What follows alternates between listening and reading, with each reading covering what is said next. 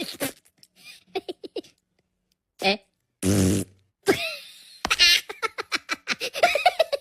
Espera, espera.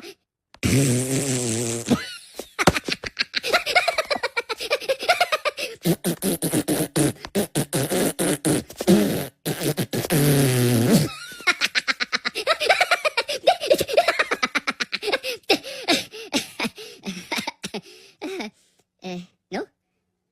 Macarena. No? Ok. É.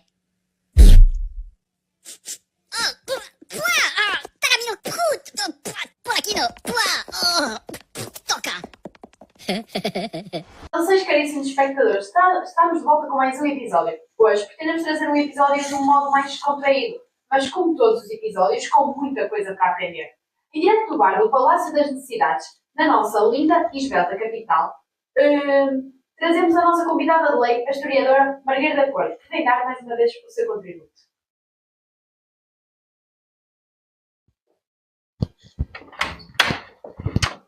Olá, Margarida. faça favor. Obrigada.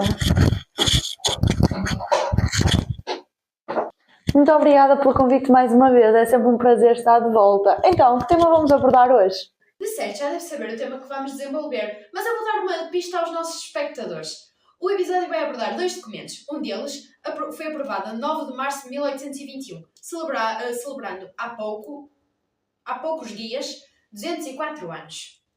Sim, a Constituição de 1822. Meu Deus, a quantidade de anos que temos de recuar.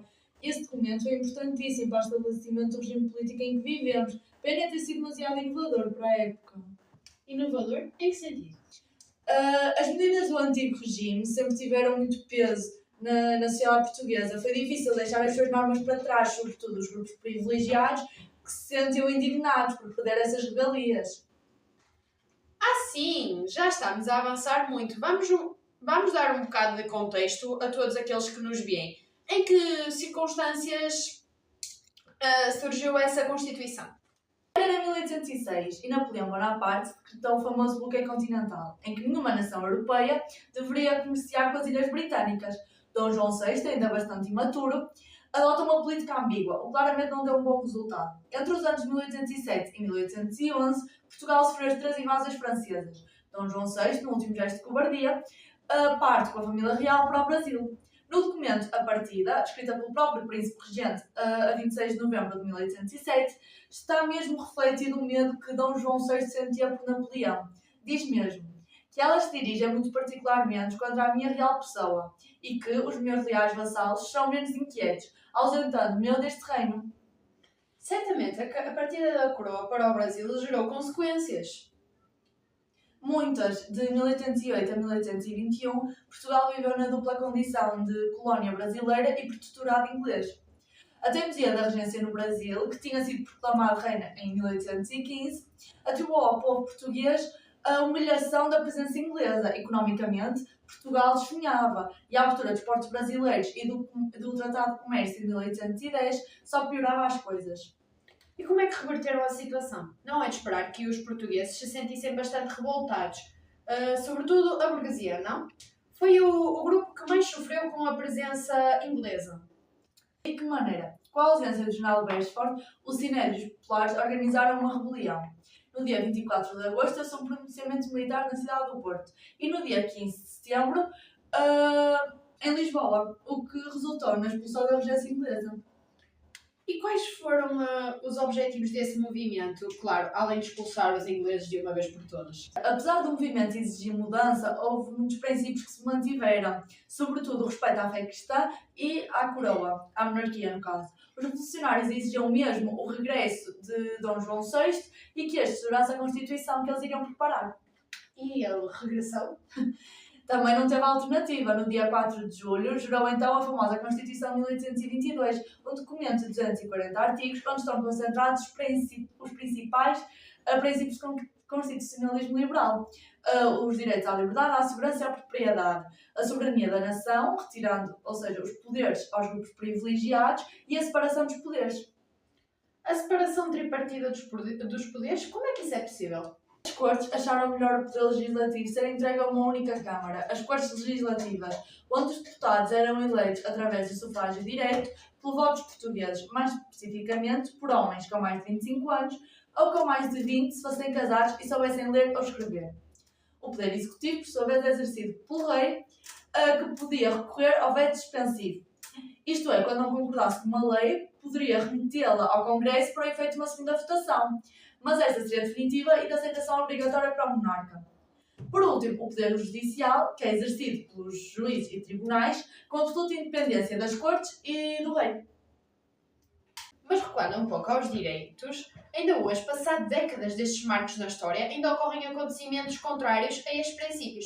Por exemplo, lembrei-me de um artigo do Expresso, em que falam na igualdade salarial como uma miragem. E vocês dizem o que é que isso tem a ver? Mas a verdade é que com tantas evoluções, como é que neste campo da igualdade continuamos a ser tão retrógradas?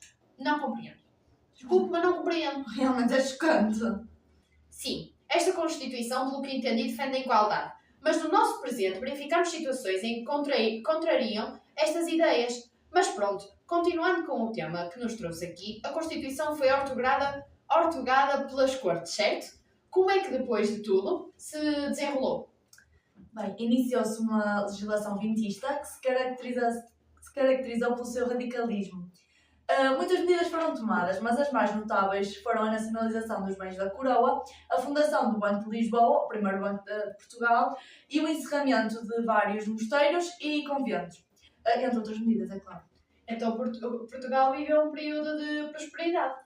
Não foi bem assim. Houve uma grande resistência ao liberalismo. Vários diplomatas portugueses no nosso país tentaram procurar apoio externo junto das forças conservadoras europeias. Os grupos conservadores encontraram o apoio necessário junto da Rainha Dona Carlota Joaquina, que em 1822 recusou a jurar a Constituição. Daí surge uma contra-revolução. Outra revolução, parece que elas nunca mais acabam. O que é que nos pode dizer sobre esta contra-revolução? Eclodiu em 1823 e tinha como principais revolucionários Dom Miguel, a sua mãe Dona Carlota Joaquina e o seu irmão Dom Fernando VII. Ficou conhecida como a Vila Francada e só terminou quando Dom João VI retomou o comando da situação, defendendo a alteração da Constituição. Então, finalmente, Dom Miguel e os seus ajudantes desistiram de uma vez. Ainda não. Em 1824, os partidários de Dom Miguel semeiam a confusão em Lisboa com o objetivo de levar o rei a abdicar e a confiar a regência do país à sua esposa, Dona Carlota Joaquina. Desculpem se eu estiver com soluço, é porque eu tive uma crise. E pelo que estou a ver, Dom João conseguiu mais uma vez travar o golpe, conhecido por abrilhada, e disciplinar o filho rebelde, a quem apontou o caminho para o exílio. Mas o rei Dom João VI faleceu em 1826, certo? Correto. Que consequências esse acontecimento trouxe para o país, que já se encontrava bastante fragilizado? Mas antes, vamos fazer uma breve pausa. Voltamos já. La manie motive la nota. Ouvre la main qui régisse. Faut pas pousser la manie qui joue les.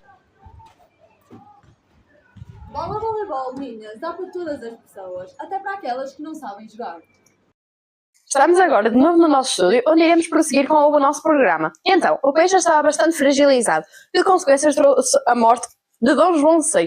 Pedro insistia em permanecer no Brasil e Portugal enfrentava uma crise dinástica. Como o legítimo herdeiro da coroa portuguesa, Dom Pedro conferiu a regência provisória do reino à sua irmã infanta Dona Isabel Maria. A posteriori, no dia 29, acabou por ortogar um novo documento constitucional mais moderador e conservador. O segundo documento que iremos explorar hoje é a Carta Constitucional de 1826. Este documento foi, sem dúvida, um retrocesso relativamente à Constituição de 1822.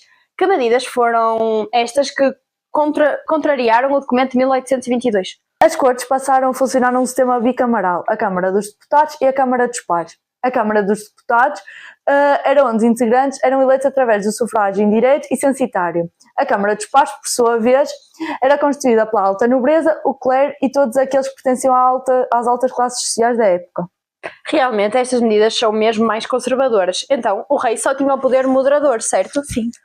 Mas com o herdeiro da coroa no Brasil, quem ficou a reger Portugal?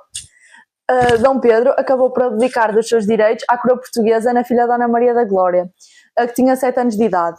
Esta deveria celebrar esponsais com o seu tio, o infante Dom Miguel, que, ao regressar do exílio de Viena da Áustria, deveria jurar o cumprimento da Carta Constitucional e, de imediato, assumiria a regência do Reino de Portugal. Então, para os nossos espectadores perceberem melhor, vamos esclarecer uma comparação entre a Constituição de 1822 e a Carta Constitucional de 1826. Eu dou os tópicos e a Margarida responde. Vamos começar. Quanto à forma de elaboração. A Constituição de 22 foi outorgada pelas Cortes e a Carta Constitucional de 1826 foi outorgada por Dom Pedro. Quanto à composição e ao funcionamento das Cortes. Primeiramente, as Cortes eram compostas por deputados eleitos pelo voto português de forma direta. Após a inauguração da Carta Constitucional, as Cortes passaram a ser compostas por 2 câmaras, a Câmara dos Deputados e a Câmara dos Pares. Quanto à organização dos poderes do Estado. No documento de 1822, o Poder Legislativo estava encarregue ao Estado, o Executivo ao Rei e o Judicial aos juízes e tribunais. No documento de 1826, o Poder Legislativo e Executivo pertence às Cortes, o Moderador ao Rei, o Judicial aos tribunais e juízes e tribunais. Acho que estamos mesmo no fim do programa. Mais uma vez, obrigada pelo seu contributo. Obrigada, eu. Até ao próximo programa, telespectadores, e fiquem aí com os próximos bloopers destas cenas. Ma vie, devenir quelqu'un pour exister, car personne nous a invités, donc on est venu tout niquer, ma vie. Ba ba ba ba ba na na, ba ba ba ba ba na na, ba ba ba ba na. Já podes parar, Diana! Estou. Oh, menina! Vai tudo abaixo. Eu. Mas uma vez que tu fizeste assim. O que é que tu disseste? Foi solo para dual. Mandou uma pista aos. Não é para ser mais descontraído. É muito descontraído. Oh, mano, eu estava a dizer tão bem. Foi. Estava mesmo bem, não estava? É que eu nem a vi só vir pela câmera, só me assim. Eu vou fazer um esforço. Não te rias, não te rias, não te rias. Igual. O cara não. O poder executivo é exercido pelo rei, que podia recorrer ao veto suspensivo. Deixa-me repetir que isto vai gerar. É do Vasco da Gama. Olha, setora. O charuto é do Vasco da Gama, setora. Está a ver? Nós somos tão...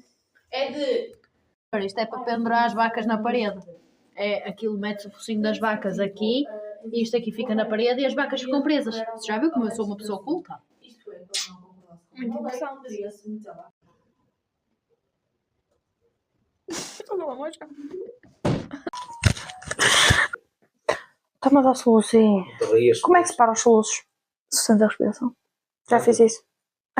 Nada.